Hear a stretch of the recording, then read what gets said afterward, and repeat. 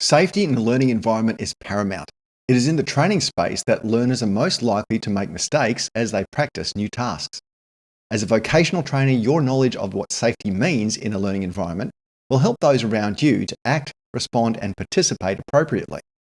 Safety doesn't just apply to the physical environment. Whilst this is a major concern, a good trainer recognises all forms of hazards and risks in order to prepare and run a safe training session. Hazards are categorised as safety, biological, chemical, physical, ergonomic, and psychosocial. Safety hazards can affect anyone in a learning environment, but these are more likely to affect those who work with machinery or on a construction site.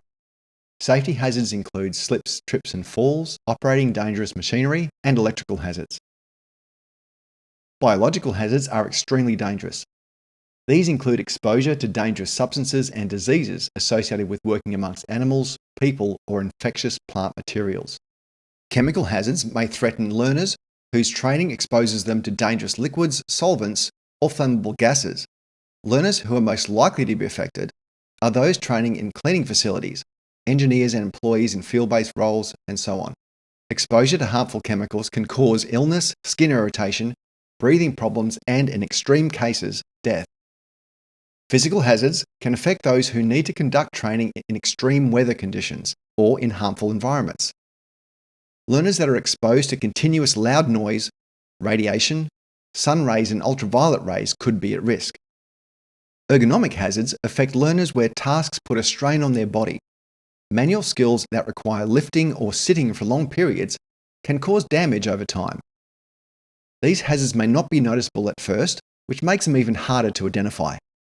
If you or your learners use improperly adjusted workstations or have poor posture when performing manual roles and heavy lifting, you may be at risk of injury. Psychosocial hazards can be experienced if training is affected by shift work, workload, dealing with the public, harassment, discrimination, threat of danger, constant low-level noise, stress, the threat of violence, or even social conflicts. These hazards may again not be noticeable at the start of training and may develop over time. A diligent trainer needs to be aware of the verbal and non-verbal actions of learners to have the best chance of noticing and acting on these risks.